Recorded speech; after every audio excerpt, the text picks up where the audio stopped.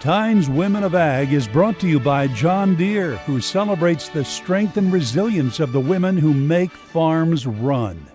Well, it was a big risk leaving her corporate job to come back to the farm and family full time. But 4 years later, Mary Pat Sass's leap of faith is now inspiring others, as we share with you this weekend in our ongoing series, Women of Ag. This isn't the view Mary Pat Sass envisioned for her life even a decade ago. I grew up on a dairy farm, loved everything about it, but I just didn't see a place for me to come back. With an older brother who was more involved on their Wisconsin dairy farm, she wanted to get into the ag industry, but not necessarily farming. I could never sit still, so that's why I kind of got into the field work more. And that's kind of where my passion continued to grow. But then I got a job, my dream job, for a corporation, and I worked in their ag technology department. After college, her dream job put her on the road, which eventually led her here. I had never planned to live here, but I met my husband while I was working in the area, and he just stole my heart. Mary Pat and her husband Josh are celebrating 7 years of marriage this weekend, tackling life hand in hand on Sass's family farm in Woodstock, Illinois. We are fifth generation. My grandpa came out from Chicago area. He was a vegetable farmer, started farming grain. My dad continued on, and us three boys are continuing from there. Even after Josh and Mary Pat got married, she was still living the corporate job life, constantly on the road. I loved the job because I got to work with farmers, I got to help them, and I really did feel like that was a job that I was able to make a difference for farmers. So girl, don't. But now, my dreams changed. 5 years ago, after becoming a mom, Mary Pat describes it as a light bulb moment. And I was holding my new baby. I just realized, like, that's important, but this is the most important. So that's kind of where I totally took a 180 on what I wanted to do and who I wanted to become. So with that, she took a big risk, leaving her full-time corporate job to focus on her family full-time. I had no plans when I left my job, but I ended up starting my own small business. She says it's the best decision she could have made, and one supported by Josh. He's always been so supportive of whatever I feel like is going to be the right route. He's been supportive of me. Even when she left her job, Mary Pat says she didn't think she would be so involved on the farm. And while it's not what she does full-time, during the busy seasons, you'll find her here. So I'm mostly on tillage.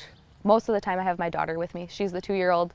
And yeah, we've been kind of the dynamic duo out there in the tractor. She shares glimpses of her life with her immediate family and on the farm here on social media, which launched with a funny moment on the farm 4 years ago. She'd packed this really nice lunch for me, and I had to call her about an hour later and say, hey, I ran over my lunchbox. It was like one of those things that happened where I was like, this kind of stuff happens all the time to us, just random stuff like this.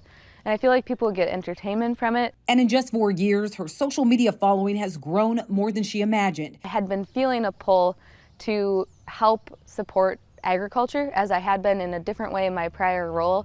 And now as a mom, I was like, I'm supporting it here with my family, but I would love to be a voice for more and try to connect with other farm families and maybe some consumers as well. She tries to reach other farm wives.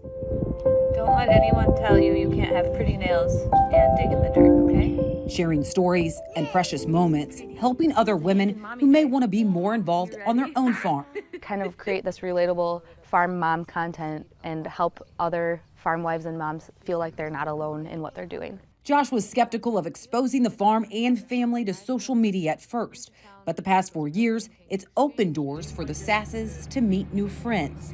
And when he does appear in one of his wife's videos, Mary Pat says he's a fan favorite.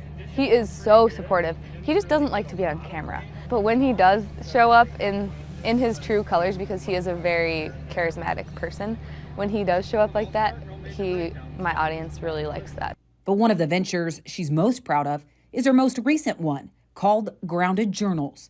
It's really born out of kind of the history of our own farm and having conversations with my grandmother-in-law and how she told me she wished she would have written more down through their years. In that moment, she knew now was the time to start writing about their own legacy and what type of legacy she and her husband want to leave. I created these journals to make a simple way for farmers to write about their experiences and also for the past generations to recollect back on their farming experience so we can keep their stories too. With questions to prompt farmers and ranchers along the way, her goal is to make it easier for them to capture memorable moments.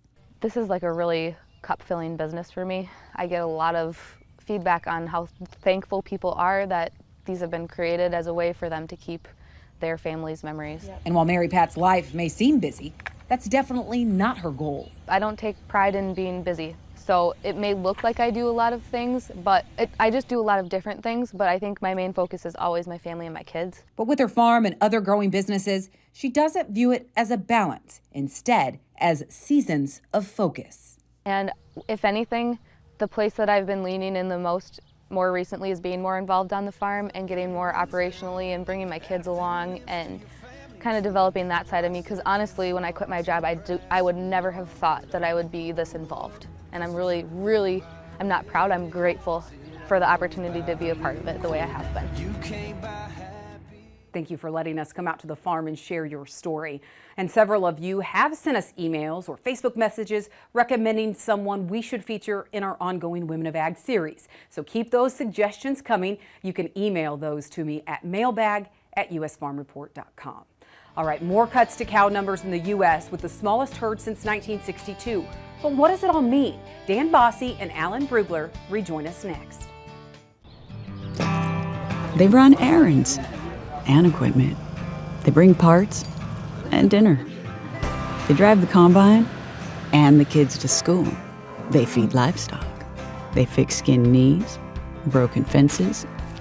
They do the books and lead the 4-H group. They simply make everything better. Celebrate the strength and resilience of the women that make farms run. They make all the difference.